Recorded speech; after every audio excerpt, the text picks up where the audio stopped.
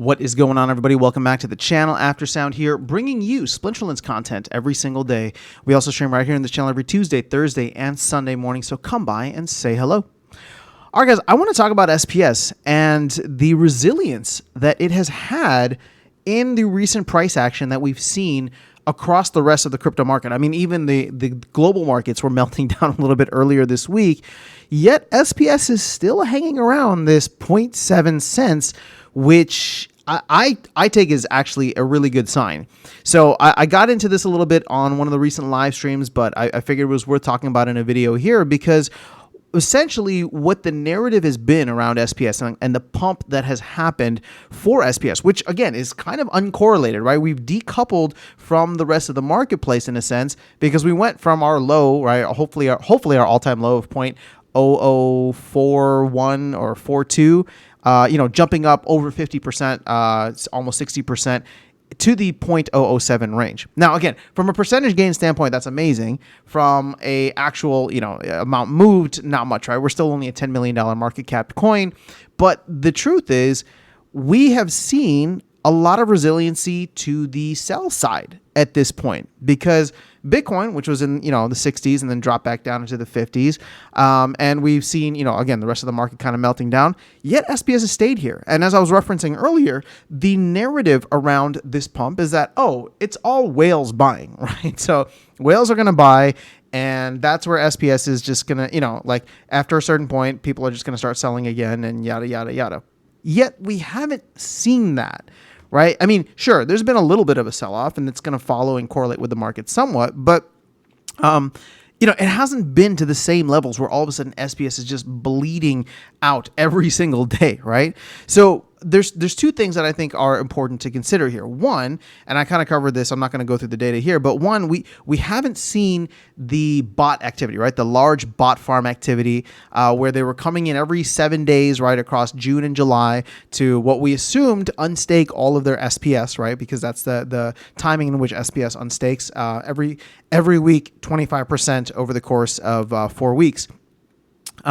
So we haven't seen that. And there was a lot of selling that was happening over the summer, right? A lot of sell pressure. So that seems to be over now, which is a good sign.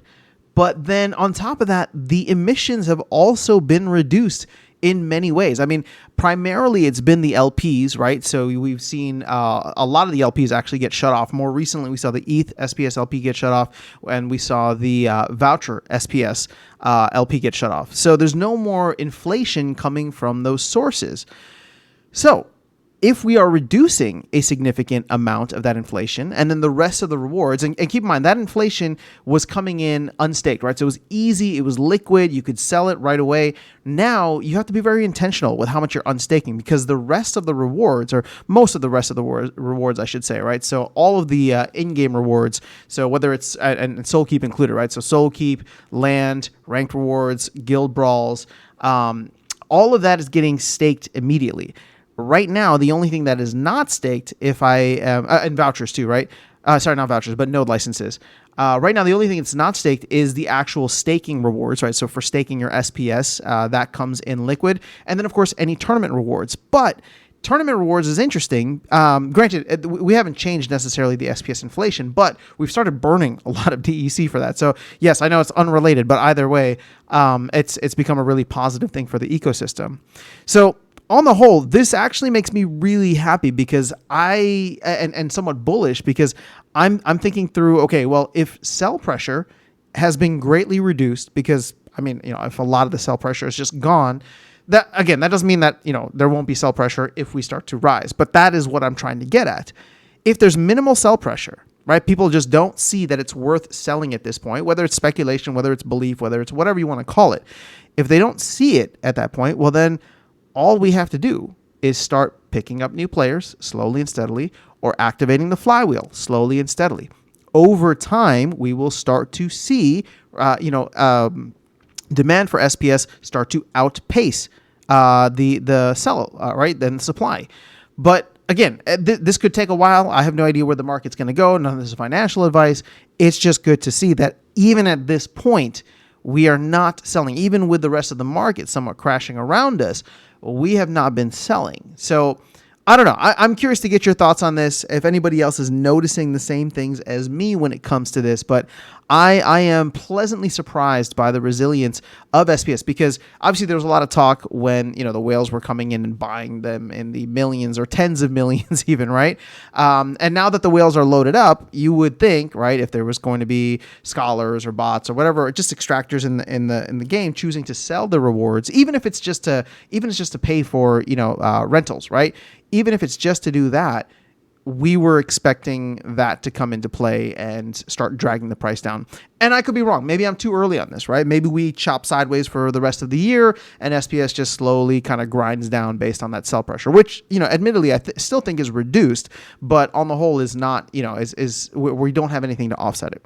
That being said, the exciting things up ahead, and we've talked this stuff to death, but you have the promo cards, you have a potential mini set, right? We have the sellout potentially of Rebellion, sellout Burnout. If any of that picks up traction, again, I think we need to burn probably several hundred million, right? So probably high nine figures.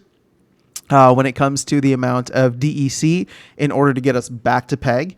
But at this point in time, we've turned off all of the faucets, or most of the faucets for DEC, and we've turned off a lot of faucets for SPS.